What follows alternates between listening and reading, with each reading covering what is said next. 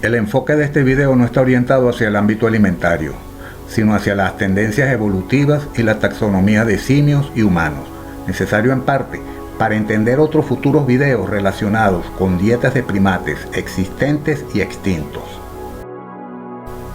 Se reconocen dos patrones básicos de tendencias evolutivas, anagenético y cladogenético. Las tendencias anagenéticas se definen como cambios unidireccionales en un solo linaje no ramificado, que involucra a una sola especie en un solo punto en el tiempo. Las tendencias cladogenéticas consisten en eventos de ramificación direccional, especiación, que involucran a varias especies que están evolucionando simultáneamente. Las tendencias anagenéticas a menudo se asocian con tendencias microevolutivas y las cladogenéticas con tendencias macroevolutivas. Las tendencias microevolutivas son los cambios direccionales que ocurren dentro de las especies, mientras que las tendencias macroevolutivas son la evolución direccional por encima del nivel de la especie. La microevolución ocurre por cambios en el tiempo dentro de una especie debido a las interacciones entre la selección natural, el medio ambiente y las variaciones inherentes en el conjunto de genes de la especie. Estos pueden ocurrir por flujo de genes, mutación y selección natural, entre otros. La macroevolución es generada por mecanismos análogos a los que causan tendencias microevolutivas.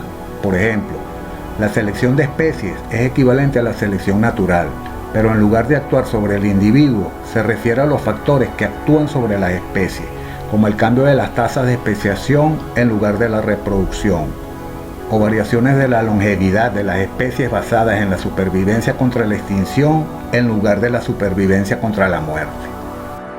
Las tendencias también surgirán como resultado natural del grado de variación, y esto dará como resultado un cambio direccional en uno o varios rasgos.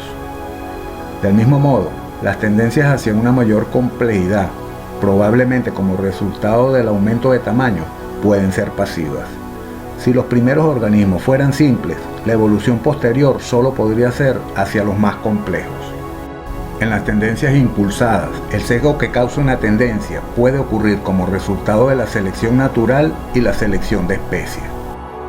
Dos ejemplos importantes son la selectividad en extinciones y la presión de depredación.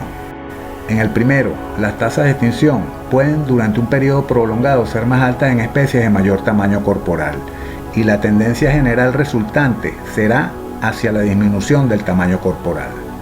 Del mismo modo, se ha demostrado que los niveles cambiantes de presión de depredación que influirán en la selectividad de la extinción pueden afectar la direccionalidad de la evolución, tanto a nivel micro como macroevolutivo.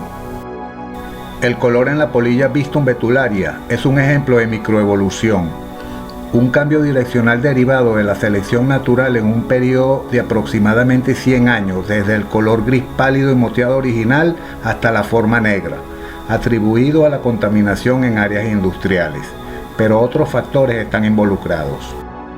Entre ejemplos típicos de tendencias macroevolutivas se incluyen tendencias generales hacia el aumento del tamaño del cuerpo en caballos, en las épocas Eoceno, Mioceno y Pleistoceno de la era Cenozoica, combinado con la reducción en el número de dígitos, dedos y aumentos en el tamaño corporal y la capacidad craneal durante la evolución de hominina.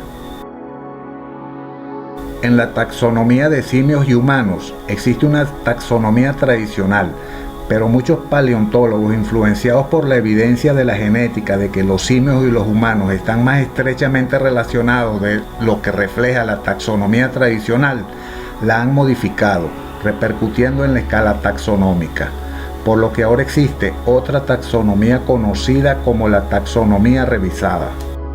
Bajo el nuevo esquema, dentro del orden primates, los simios y humanos se ubican en la superfamilia Hominoidea, como en la tradicional. Lo que es notable es que en la taxonomía tradicional los géneros pongo, gorila y pan se encuentran en una misma familia y los humanos, homínidos, en otra. Y en la taxonomía revisada los géneros pongo y gorila se encuentran cada uno en una subfamilia y el género pan en otra, pero con los humanos, homininos, aunque en diferentes tribus. En tal sentido, Evolutivamente los humanos están más próximos al chimpancé que al gorila.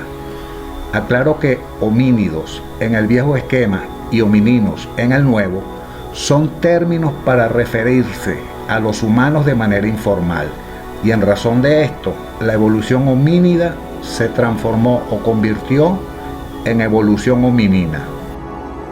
El linaje del hombre se divide en dos subtribus: la australopithecina, donde se encuentran los géneros extintos, y la hominina, que contiene solo al género Homo.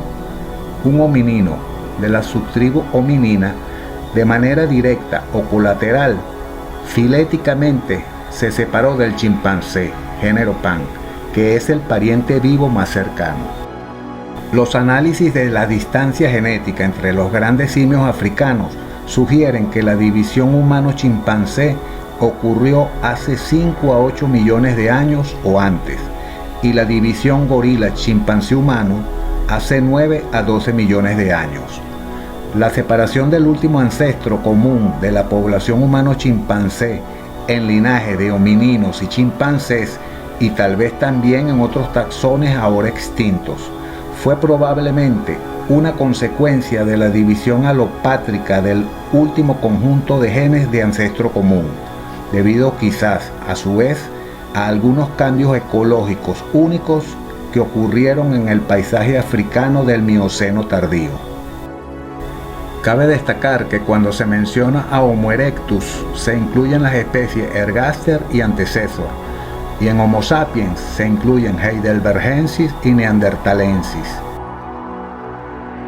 El hombre de Cro-Magnon se usa de manera común para humanos modernos de Europa que la habitaron hace unos 40.000 a 10.000 años.